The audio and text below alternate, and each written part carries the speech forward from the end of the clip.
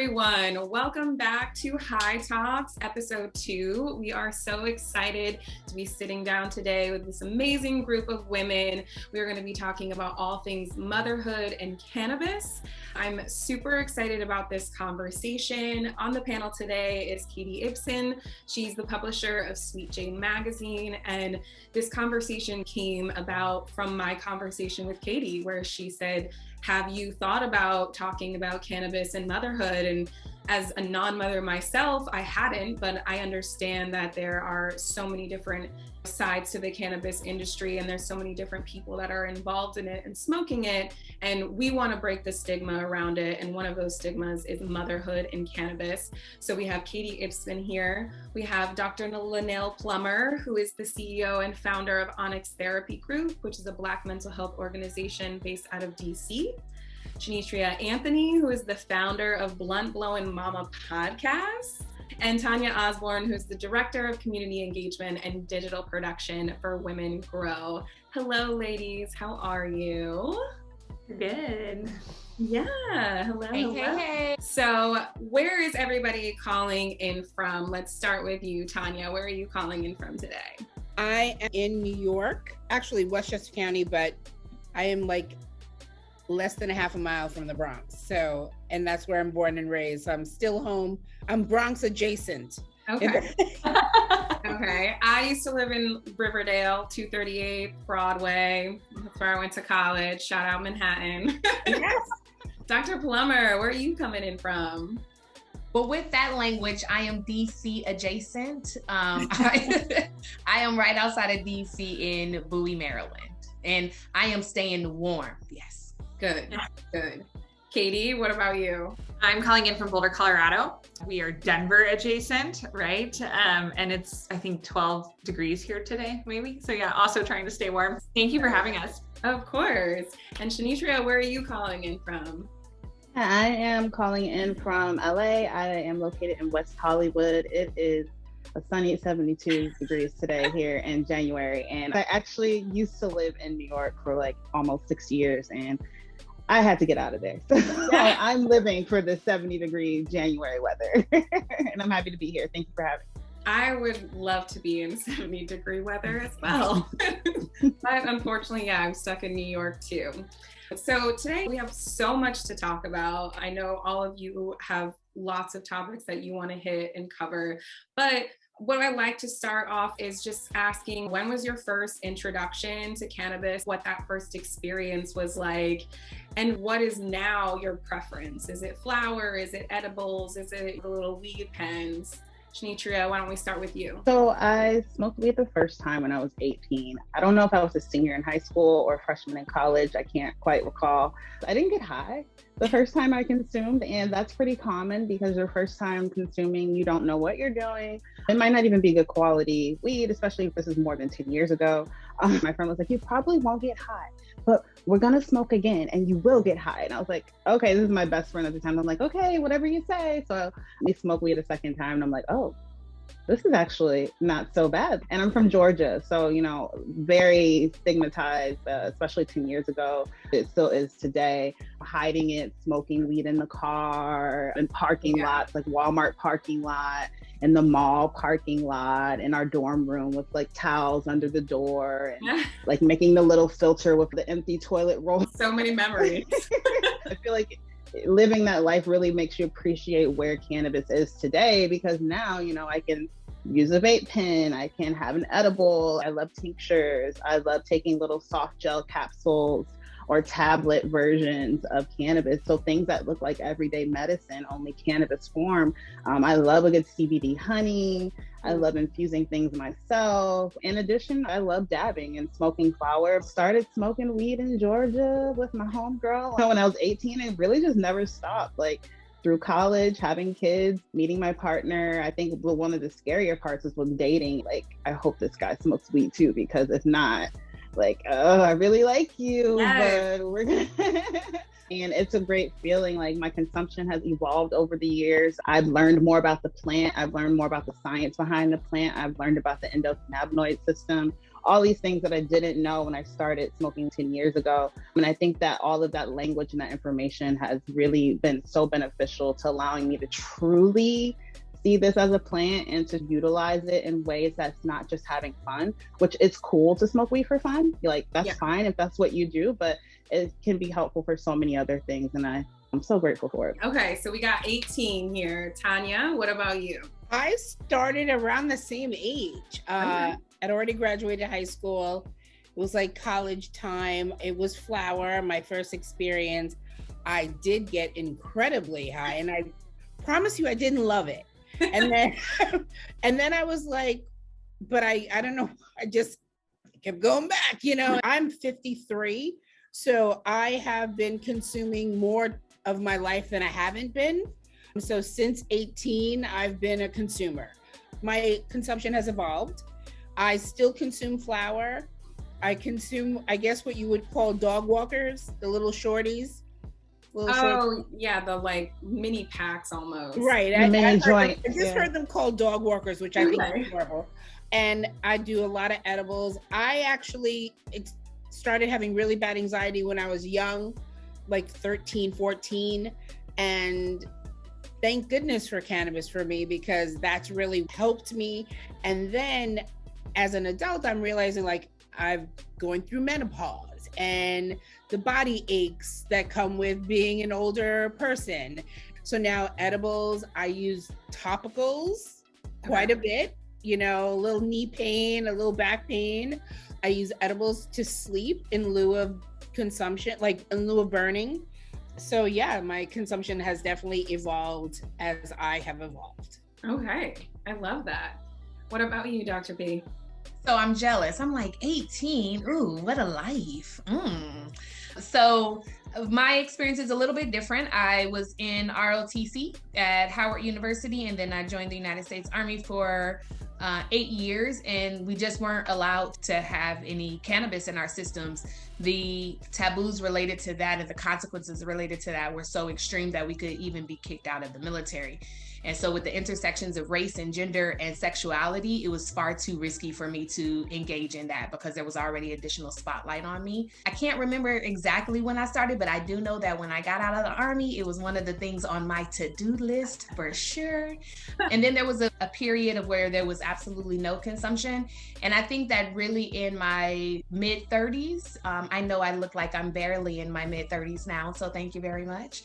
But when I was in my mid-30s is when I really started to take more of an interest, especially as we started having more of a peak of clients coming in for mental health services, and me really needing to research around the different medications that were going to be helpful for them, and the fact that I kept coming back to cannabis, right? Cannabis kept coming back up in the research in positive ways. And so I really started to take more of an interest in it at that point as well. But as we get more into our conversation, we'll talk about what that looks like, because I'm also a mother of 2 teenagers. And so as I had more interest in it, it also sparked more conversations that we had. The way that I grew up in Los Angeles and in Southern California, there were different connections to marijuana and cannabis than in general. The folks that were around me, my extended family members, aunties, and things like that, was part of their normal practice, but it was also very much criminalized. And so there was connections to that as well that probably prevented my entry into cannabis consumption because of my fears. A lot was around fears for me. So not just taboos, but fear from the Army, fear from society, fear from what the things that I saw happen with my family members, and how to overcome that fear through different aspects as well. So I think that was a long answer to a short question, but there you go. I love all of this. This is why I love doing this. I feel like everyone has something to contribute to these conversations, and everyone has different experiences, and we're just here to empower people. Katy, what about you? Well, I have to say, just to start, it's fun being the last person, because I think honestly there's a connection to each one of you. Also 18, high school, also perimenopause, consuming for those reasons. And I have family who's in the military who currently live vicariously through me. And can't wait for that day when they're out to understand what it's actually like and where it is. Probably similar story, you know, curious consumer in high school. A good friend of mine was the dealer here in Boulder, Colorado. Then I fell out of it during college, and I didn't really start again in earnest until after my mother had a stroke, fairly young. And helping her through the depression following that stroke, it was so daunting that my now husband encouraged me to start smoking so I could sleep at night. And that's really where I credit my beginnings, because that's when I think I was more adult enough to understand what cannabis was and why it would be helping me, and not just for fun. And to Shonitria's point, yeah, you can consume for fun. We all find ourselves doing that. But that's really where I think I started to understand that cannabis could help me and not just be something for fun. We consume our own cannabis. We have our own garden, which we love. That's our own personal stash. In terms of regular consumption, it's edibles at night to sleep. It's topicals for all the pain, and it's concentrates because we have a toddler at home. So being able to dab and have access to it to bring myself back down to be a present parent is kind of where we're at right now. But it's nice to hear everybody's story and see that there's a connection there. Definitely. Yeah. I love that. I feel like I'm the bad one here because I was like 14 or 15, but I grew up in Vermont, so there's not a lot happening there. A friend of a friend was like, hey, you want to try it? And I was like, yeah, sure, why not? And I got ridiculously high my first time. We were at a friend's house with her child, and the child's face was doing things. I don't know. I started freaking out.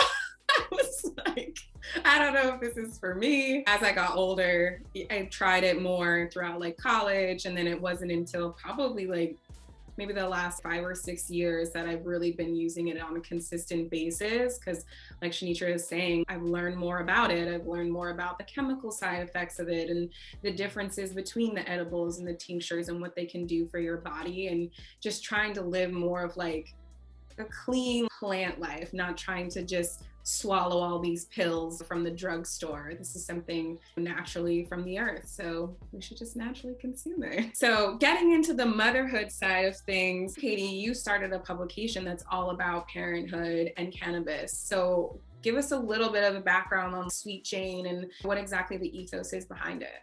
Yeah, absolutely. Well, and clearly I'm in amazing company, and Jess, thank you for pulling this together and including us, and then also this wonderful panel. It always gives me goosebumps when I get to talk about cannabis and being a mother, and I'm sure that everybody else here can relate to that, because weirdly in 2022 it's still taboo. Shonitria is probably doing the best of all of us by making it less taboo and being very out there about it, so kudos to her.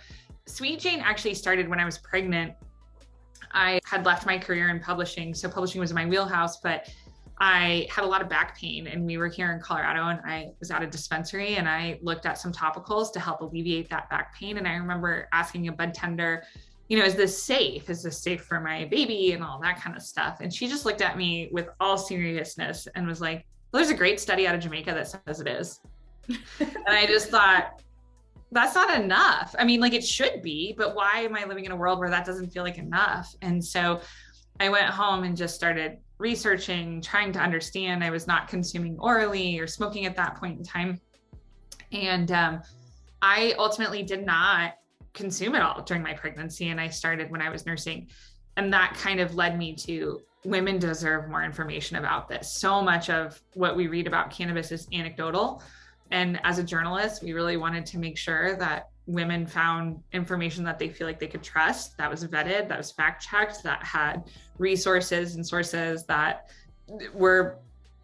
could attribute to science and facts and all of that. So really that's where Sweet Jane was born. Our tagline, our mission is the briefing for women on all things cannabis. It's shape shifted a little over time because we find that while we really approach the mothers, fathers or partners are just as interested in the information, especially if you're carrying a child and there's a partner connected to that child, that they have just as much interest in the well-being of the child or your potential exposure as a parent towards CPS and laws that are unfair. So really our goal was just to normalize the conversation that, much like Shonitria's shirt says, mom who smoke weed are not bad moms, normalize the conversation. I have been a consumer of anti-anxiety medicine. I was able to wean myself to use just cannabis, but that's more normal for moms to be in a group on Lexapro than it is for me to smoke a joint before I meet you all at the playground.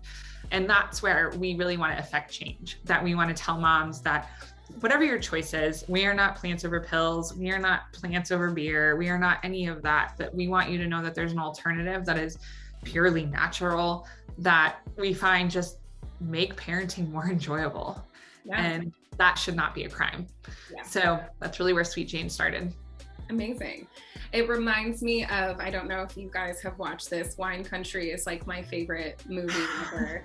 But it reminds me of that scene in Wine Country where they're trying to decide if they want to use Molly, and then they just start listing off all these other drugs. They're like, well, how is it going to, affect the drugs I'm already taking? And they list all these over-the-counter medications, and they're just like, so we're not going to do drugs except for all the ones we just listed. And that's how it is with, cannabis. It's like, you're doing all these other drugs that are affecting your liver, that are affecting like your heart, all these other parts of your body. So it's like, what in the grand scheme of things compared to if you're downing Motrin every couple of days for whatever pain is happening, like it's pretty much the same thing, but it's actually better.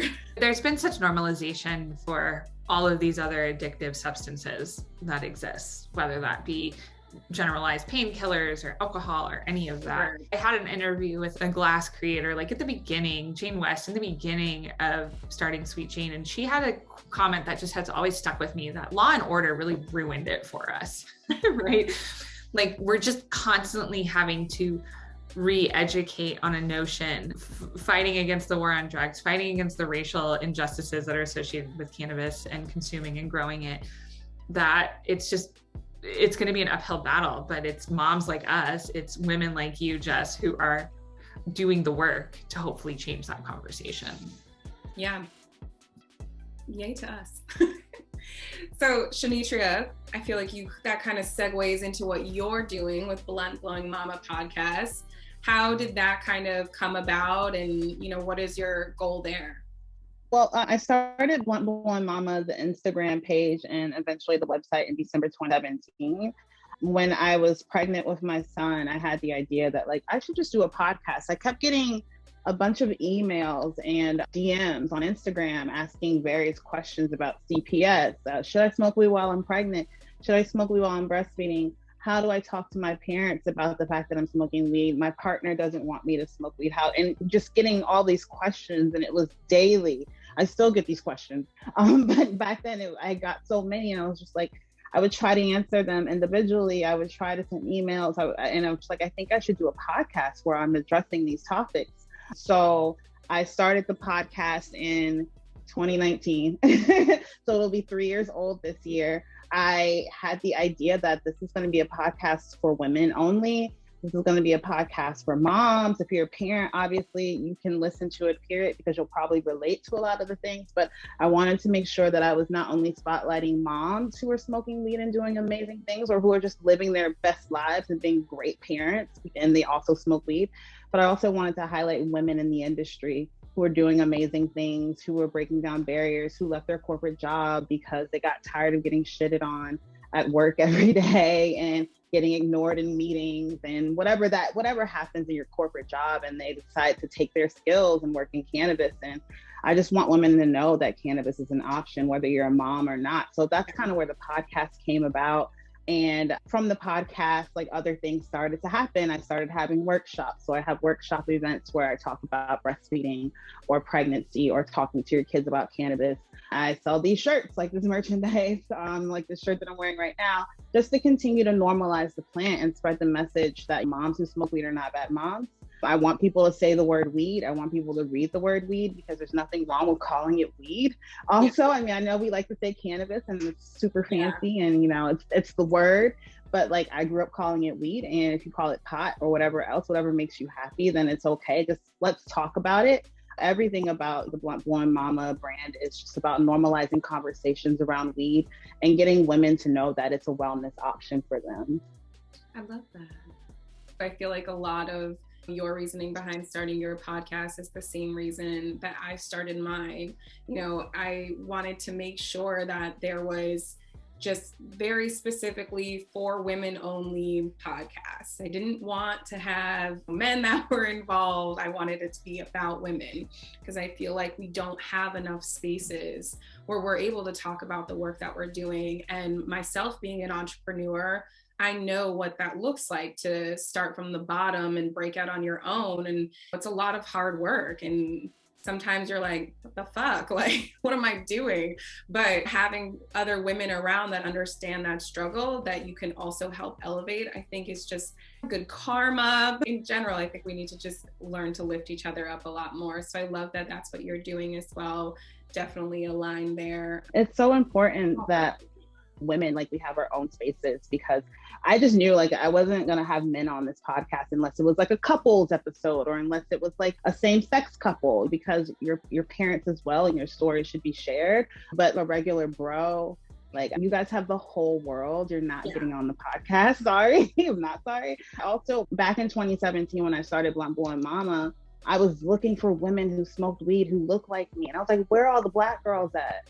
Where are the Asian girls? Where are the Latinas? Like, where's everybody who smokes weed? Because when I smoke weed, it's usually I'm passing it to a brown girl.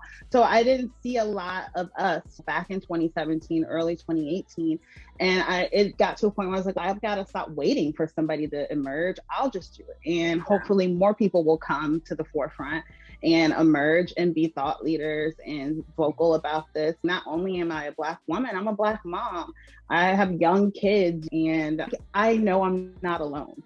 Of all the people in the world, I'm not the only young mom who's Black and smokes weed during her son's nap time, or when I put the kids down at night, I'm smoking weed with my man. Like, I'm not the only person doing this. And sure enough, I'm not alone.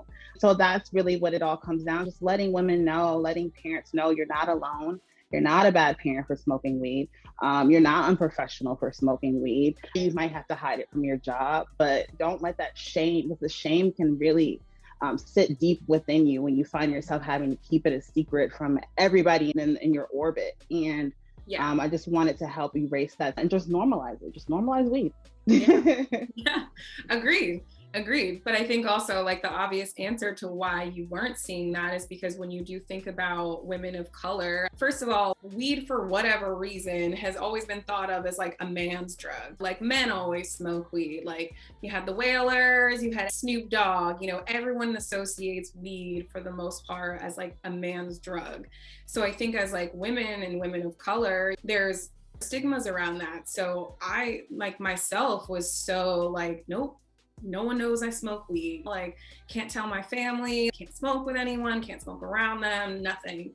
And it's weird that you say like 2017, 2018, because I feel like that's also when I was kind of like, I'm a grown ass woman. Why am I hiding this? Like, I can do whatever I want. And from there, people had this like resurgence of, you know what, fuck this. I smoke weed. This is how I get through my day. Like, I light a joint at 7 a.m. before I get on emails, and I sit on my couch and I relax, drink some water or coffee. It's how I get ready for the day. So bringing it to the forefront, like, yeah, it's great that we're doing it, but it sucks because we've also had to do it at probably a slower rate than what we would have wanted because of the fact of the stigmas that are around it, especially when people look at women of color and know that they're moms. They're automatically thinking, because society has ingrained that into our minds. Even just now, as you were saying that, like, naturally, my first instinct in my mind went there, where you're like, oh my God, that's shocking. But then when you think about it, it's like, no, it's not. What's so shocking about it? People smoke in their house cigarettes with their kids all the time, and that's way more harmful than weed. Or drink. Yeah. Or take their prescription drugs. They'll leave their beer on the counter. Like, you know? Like, so I'm happy that we're having this conversation. Again, I'm not a mother, but I have women in my life who are mothers, who I know that smoke, and I get it. Like, I've been around my sister with her kids before, and whew, I want to light up a blunt in that house. So I'm just like, we need to work on making sure that we're just breaking the stigma around it in general. Tanya, you work with an amazing organization called WomenGrow, and you're also a mother. So give us a little background on your work that you're doing with them and your own personal goals. So my role at WomenGrow, I joined the team initially in 2016 because they came into New York at around 2015, 2014. So I was really excited to see women in cannabis in New York. They were doing these events. I was just like, I'm going to come to every event. And then eventually I was like, do you need help? I'll volunteer. And then eventually they're like, she's not going anywhere. We probably should just hire her. But I've come from other industries. I was in financial sales for many years. I've always taken jobs that did require drug testing because I knew I was a cannabis consumer. I was really just excited to see women in cannabis as, like they say, if you do what you love, you're never working. It's work. Don't let anybody tell you it's not work. But I love what I do. If you don't know about WomenGrow, they're a professional networking organization for women in this space, business leader, an advocate, somebody who's a creator, a founder of some sort. This is the place for you to connect, to network, to get further or deepen your education. So that was always exciting to just be in that space because all of the people that I've met, the leaders, the electeds, it's just been a fantastic experience. Because I ran the New York market starting 2017 till COVID, and I co-parent. So I don't consider myself a single parent in that respect because I do have a really great relationship with his dad. So we co-parent, but he's been around. I've had to take him to so many cannabis events. Now at WomenGrow, these are non-consumption events. It's like the parties after the party kind of thing. But it was great because my son has been at 9-10 years old at rallies for patients. There was a young woman, Alexis, who was fighting for her medicine. She originally lived in New Jersey, moved to Colorado, and she sued Jeff Sessions. And I brought my son because my son has asthma. I said, imagine if they said your medicine was illegal. He was like, well, that's not right. And I'm like, well, come on, she's your age, you know what I mean? So he's always been involved. I think my son is probably gonna be the last person to try cannabis because he's so over it. He's like, I think I'm just gonna drink. I'm like, yeah, okay, we'll see about that later. My rationale is if you could teach a 3-year-old to speak Mandarin, I could teach my child about the endocannabinoid system. So he could probably give you a good THC versus CBD conversation. It's not hard to educate your kids. I consume in my home, but I don't consume in front of him. That's just my own personal choice. But does he walk in sometimes where there's a cloud of smoke? Yeah. Some of the work that we do really just allows me to have these conversations. We work a lot with medical patients. So it's been an incredible opportunity to have conversations with women about how to talk to your children. I did consume during pregnancy because I couldn't keep any food down. So I did have to take a pull or two to be able to eat. You know what I mean? So I share these things because it's true. My kid is a brilliant, it didn't affect him. I am Jamaican, so I saw the study, right? So I was like, let's find the study. But for my family, being a Jamaican, my family was vehemently opposed to cannabis. So it is a misnomer that all Jamaicans are on the cannabis train. That is far from the truth. In fact, my family viewed me like, oh, you're gonna smoke cannabis and then you're gonna be on crack. It's like cannabis crack, that's how it goes. And you're like, I'm sorry, what? A lot in between there. I was like, there's a lot missing in this equation. Yeah. Bottom line is my work at WomenGrow has allowed me to meet so many people, to solidify my place here, to be very comfortable in my work in destigmatizing. I have so many women in my friend group now, in my colleague group now that are consumers. So there's very little alcohol anywhere around us. We have a bunch of Blunt Blowin Mamas in my community, which is fantastic. We actually did a spin-off called the Cannadiva, which has no affiliation to being an entrepreneur. It is really just a women-led community for women, with women. If you're an entrepreneur, if you're a patient, if you're an advocate, if you're a parent, there's a lot of parents in our group. And our goal is to destigmatize. So we want you to have conversations with your doctor. The fact that we don't talk about our consumption. Believe me, in 2016, when I started, people were like, what do you do? I'd be like, I work in cannabis. Yeah. And now, New York State is legal. It's like, I work in cannabis. Yeah. So it's having these conversations about, and actually having these conversations. Like in my 30s, I don't think I could have done what Blunt Blowin Mama is doing, because it was 20 years ago. It was a different space. But now I'm so happy to be around so many women that are really just owning that this is their choice. This is their medicine. This is their right. Yeah. And I'm going to support every woman who chooses that. Yeah. Love that. I feel like this is flowing so great, because I'm like, you're talking to your doctor about using cannabis. Obviously, Dr. Plummer, you are a mental health therapist, and I know that you yourself have used cannabis. You've had those conversations with your kids. But when it pertains to Onyx, what are some of the things patients come to you with, and how do you address that with them? Yeah, absolutely. There is so much. If you all could see my desk right now, because I'm a therapist, I take notes while people are talking. And I was like, ooh, and that, and ooh, and this, right? But what I find in my work as a therapist is that many of our clients are dealing with and living with a slew of mental health issues. And because our work is specifically targeted towards the Black population and the LGBTQ population, we see a lot of different issues that bring on trauma, adverse childhood experiences, high trauma, just walking outside and having to interact with the police or, whatever systems are in place. And then low access to mental health, and even lower access to things that actually help them in terms of, say, substance. So when we think about mental health from this perspective, we have all these psychotropics, right? We have all the medication for anxiety and for depression and for trauma and for all of those things.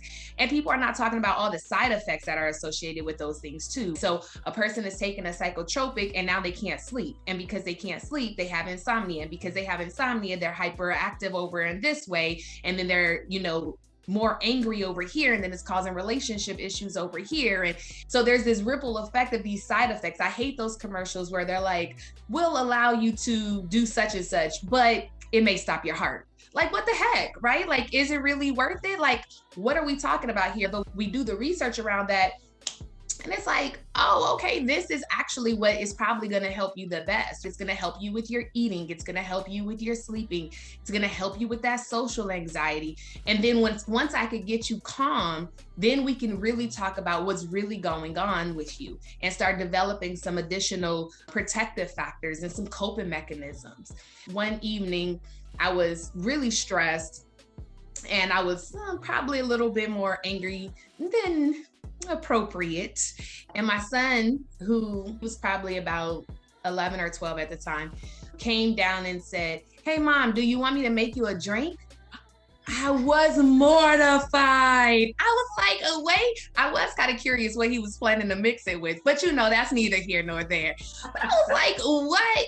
But it got me to thinking that he thought that was my best coping mechanism. That was what's going to help me the best.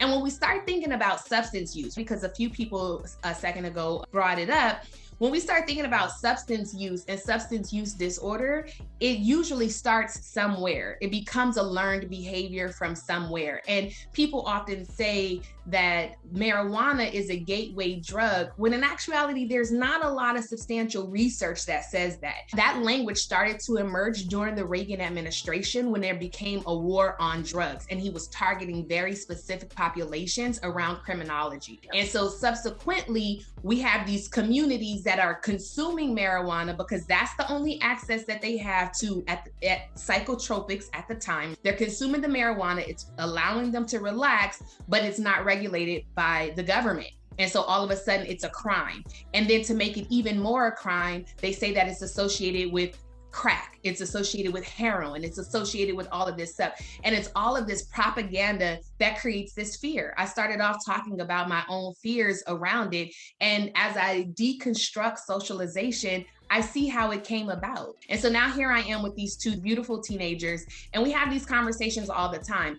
One, because their friends may be smoking or consuming marijuana, and they're doing it in ways that are actually not safe. They're just doing it out in the streets. They're doing it unregulated. In some of our areas and urban cities, they're lacing it with other things. The kids don't know what to expect when they get high and all of that. So we have these conversations in our home, like, what does that look like for you? And what are you interested in? And how can I help you and engage in this process with you? Because I do not want the first time that one of my children to get high be in a place where they're unsafe, where and somebody isn't paying attention to them or protecting them if they get too high or something like that. So lots of these conversations. I know, Jess, you asked specifically about mental health, but to me, life is about mental health. Everything we do is connected to mental health, the conversations we have. And sometimes that means that we have to deconstruct where some of these messages came from. So as we're trying to normalize conversations around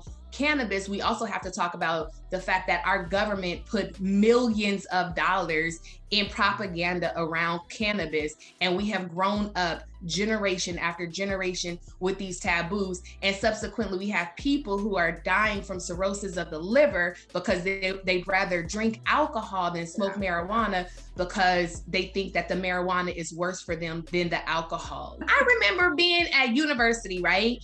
And some of my classmates smoking weed. And I'm sitting there like, how are you getting these wonderful grades? And I am having to study so much harder. I mean, I think I'm pretty intelligent. I'm not taking away from their intelligence or anything. But what I started to also consider is that with them smoking marijuana, they feel safer, right? They feel calm, they feel safe. And depending on their strand, they're able to focus more and subsequently retain the information in ways that we didn't talk about before. So while they are calm and safe and able to retain information, that's actually what's helping them to get better grades. So when people say things like, if you become a pothead, you can't be successful, it's completely lies. Again, it's propaganda. Many people, including folks with ADHD, do so much better when they are smoking very specific strands of marijuana than when they are taking their medication for ADHD. They're able to calm their systems down, they're able to retain information, and they're able to control themselves in ways that we didn't know about before. I have a nephew that has ADHD, and I told my sister, try it out. Let's try it out for a little bit and see what happens. Because I had already read the research. And it's remarkable. I just wish we would have more opportunities to use cannabis as opposed to some of these psychotropics. I'm not wiping out all psychotropics, but can we please consider cannabis for some of these issues as opposed to some of these psychotropics that are literally tearing apart our systems and tearing apart our brains and subsequently having an effect on our minds, our relationships, and all the things that make us well. If I can jump in, that plays into parenting, right? Like everything you just said about the calmingness. And we have two people with teenagers here and two people with young children. And the conversations are actually different, right? Like with teenagers are worried about what could happen and how do you have intelligent conversations that resonate with them about cannabis, where Shonitria and I are like, I'm a better parent, I'm a better partner because of cannabis, because it is that calming factor. And that I have the right to want to be a calm parent, like regardless of access and legality, and nobody should tell me that I don't. And if I can go get a prescription drug just as easily as I can go to a dispensary or meet somebody who would have access to that, I want that. And that is part of my parenting philosophy. It's the same thing with mental health. Like parents can lose it. It's so easy. Like, just wanted to add that you mentioned that your nephew's using alternative, like plant versions of medicine for ADHD. My daughter had a speech delay, and I was just like, what can I do? What can I do? I started giving her CBD every other day, from the hemp plant. And then I started to kind of reduce the dosage, giving her like 2 drops of the tincture in her milk at night, like would warm up the milk, give it to her. And I noticed a slight difference in her. that has been able to hold ever since I started doing that when she was like 3 years old. And she's 6 now, and her speech started to improve. I won't say that it was just the CBD alone. We also did speech therapy with her as well. We started working with her. I bought workbooks and everything, but I also included CBD in that routine. I think that not only did it help her speech, it helped her anxiety that comes with not being able to perform. When we're not able to meet the expectations of life, of what people expect from you, don't get it twisted. Little kids get anxiety. Like 4-year-olds experience anxiety, 5-year-olds, 15-year-olds, 30-year-olds, 60-year-olds, we all get anxiety. And for little children, it just manifests and shows up in different ways. And I think that CBD is a wonderful like supplement that you can give your kids in addition to the Flintstone gummy. You can give them a little CBD gummy and send them on their way. I used CBD for my son when he was teething, put like a little bit of tincture, a drop on his gums. Amazing. I did the same thing.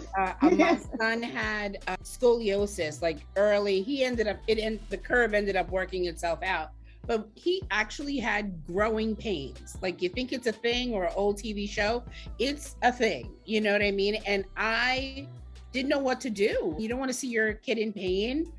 I gave him CBD gummies. And the messed up part about that equation was I couldn't tell him what they were. Because at that point I was nervous. So even though he would like, can I have my pain gummy? I'd be like, yes, you can. I would also never say CBD or cannabis because at 8, you talk too much. Yeah. I don't know who you're gonna say it to. So as much as it worked, I just want to address the stigma because I felt like I had to hide that because I didn't want any school administration to misconstrue. I again, so many people I've met. There was a mom I know whose son was the first child in the New York State medical program. She couldn't go to work because the school nurse couldn't administer the medicine. So she had to leave her job, go to school, give him the dropper and go back to work. She couldn't make it in time. She ended up losing her job because he had epilepsy. He had to get his medicine and the school nurse wasn't allowed to administer it.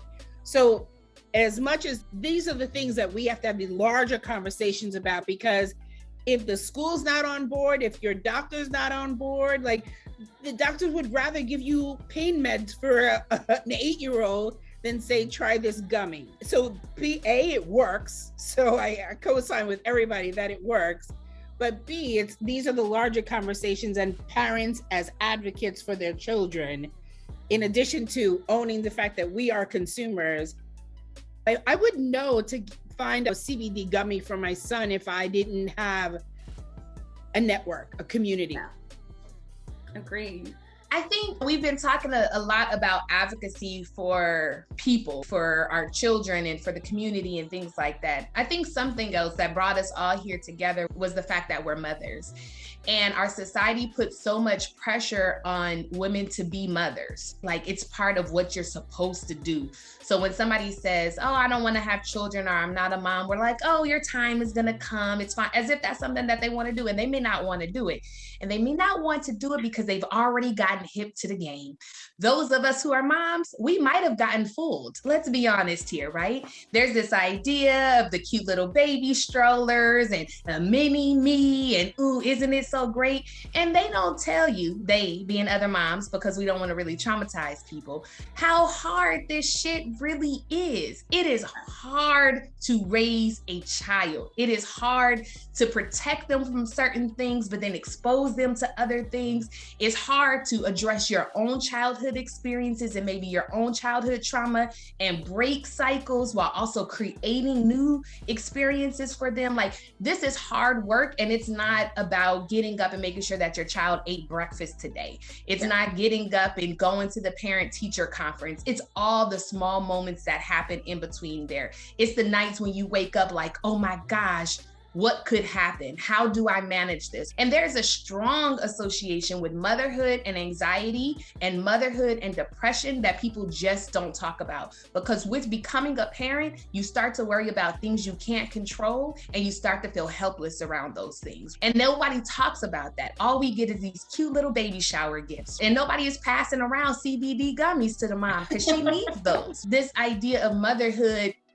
is one where we're given this beautiful fantasy and picture, but we're not given any real tools and techniques to handle those moments when sometimes you don't even want to look at your kid. You're like, how did you get here? And why are you still here? Like, you don't have nowhere to go. And no, because they live at your house. You have to find out ways to manage and take care of yourself, because you don't lose the essence of being a woman. You don't lose the essence of being a person just because you become a mom. So you still have to take care of yourself. You still have to prioritize yourself. You still have to worry about your own well-being. And that's why we see so many moms turn into alcohol as opposed to turning to cannabis. But there's realness to being a mom and needing some additional self-care and support, especially in those moments where motherhood and mental health start to intersect. I think there's also so much pressure and shade that comes with like the way you parent and the way you choose to be visible about it. And that's the last thing we need. Can't we just all support each other? And I think this even goes for women without children. I mean, Jess, case in point, to bring us together and say, I may not have children, but I see value in this conversation. Shonitria, didn't you experience like a bunch of attacks? I remember you went through something where you would wear lingerie and that was part of your home atmosphere. And I can personally relate to that. That's something that is comfortable in our home. Yeah. So then to be judged as a mom is the sexiness of being yes, exactly. There's kind of a like notion of I'm gonna smoke because I need that noise to go away. And I've been asked, as I'm sure all of you have, is how are you such the chill mom? I take it as a pride because it's like that is not energy I want to waste. And it takes a lot to just see that we can be natural in our element when we remove all that. And that's kind of, I think, what you're seeing, Dr. P. I'm stuck on your notion about propaganda because it intersects so much. Shonitria said, like, if you want to leave your shitty corporate job, or if you want to be protected and from the war on drugs, that is all fucking propaganda and all of that. As moms too, you're receiving all this propaganda of parenting and needing the stroller and the business of having kids and all of that kind of stuff. And how do we find this like center lane that's like, can I just parent? Can I just have my kids and do my thing? I think I was lucky in that respect because I had my son at 38. So he's 14, I'm 53. So I was already very okay with saying my piece. I see the stigma from mother to mother, and I'm blown away by it most times because don't you have enough to deal with? We all have enough to deal with without you bringing me your stuff. We are not the same. I do not parent like most people. I am the cool aunt for most of my nieces and nephews, you know, so, and they know auntie's outside. And they know that it kind of parallels me to like feminism. I won't do the deep dive, but if you want to be a stay-at-home mom, be a stay-at-home mom. You want to be a corporate mom, be a corporate mom. If you want to consume, you consume. If you don't want to consume, don't consume. But what I do and what you do, we are not the same. Yeah. So stay on your fence. You could wave hi, come visit. But as soon as you start talking nonsense, it's done.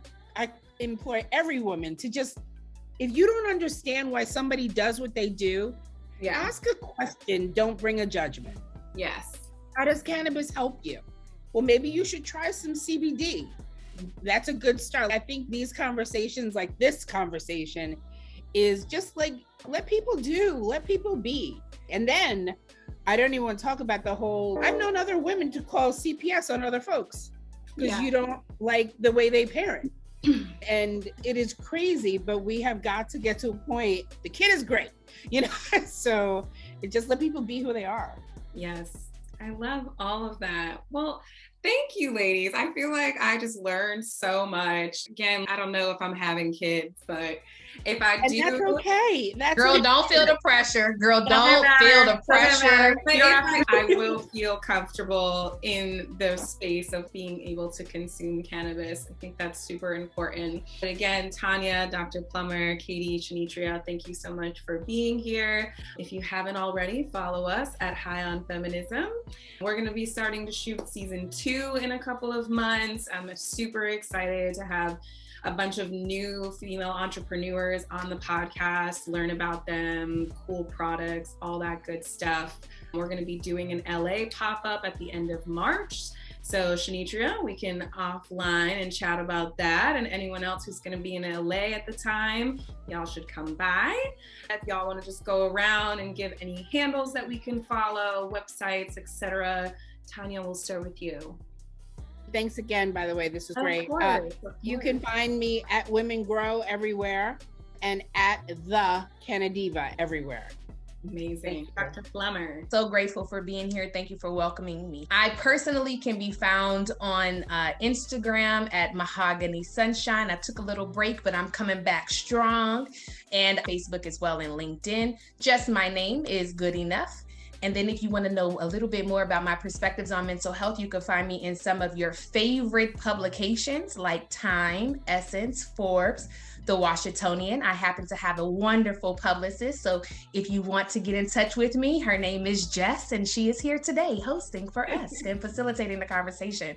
For my company, you can find us on Instagram, Facebook, LinkedIn, YouTube, and our podcasts and blogs by just simply putting in Onyx Therapy Group. Thank you, ladies, for being a part of the conversation with us. I feel like it's part of a community. So I feel so good for being here and for us to be able to advocate and spread the word about cannabis in very healthy ways and breaking those taboos. And Katy, where can we find you?